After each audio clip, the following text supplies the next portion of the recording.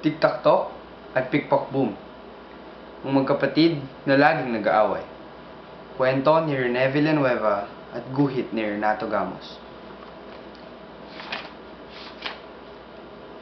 Magkapatid sina Tic-tac-toc at pick-pock-boom, pero magkaiba ang ugali nila.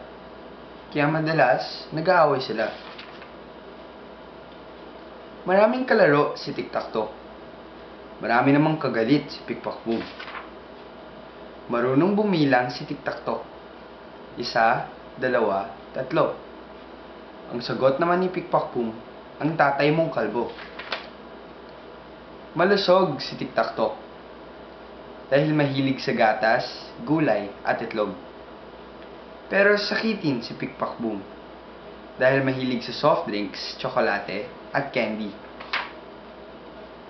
Tumutulong si Tic-tac-toc sa kanilang tatay at nanay.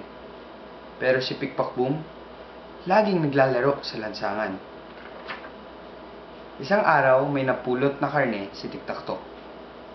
"Tingnan mo ito," sabi niya kay pick-pock-boom. Kinuha ni pick-pock-boom ang karne at tinikman. "Ang sarap," sabi ni pick-pock-boom. Mabilis na tumakbo si pick-pock-boom at tinangay ang kapirasong karne. "Pahingi naman," sigaw ni Tic-tac-toc. "Bigyan mo ako kahit konti." Sumagot si pick-pock-boom, "Kainin mo ang paa mo." At nagtawa ng nagtawa habang mabilis na tumatakbo. At naghabulan ang dalawa. Nakapagtago agad si pick-pock-boom. Hingal na hingal naman si Tic-tac-toc.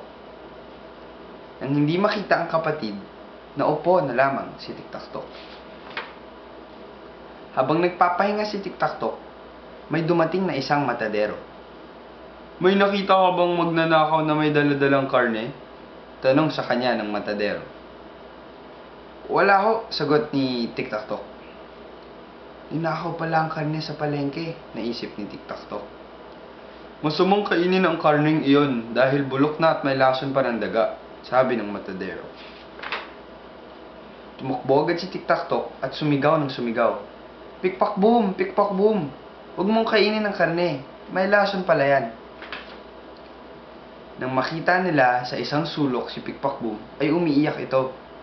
"Aray ko po, ang sakit ng tiyan ko," sabi ni pick-pock-boom. Pinahiga agad ng matadero si pick-pock-boom. Diniin niya ito sa tiyan hanggang magsuka ng magsuka. Pagkatapos, kumuha ng tubig si Tic-tac-toc at pinainom ang kapatid niya. Saka pa lamang nawala ang sakit ng tiyan nito.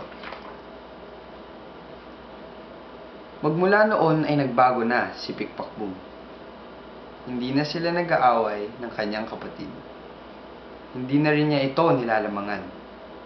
Naging magkaibigan na sila.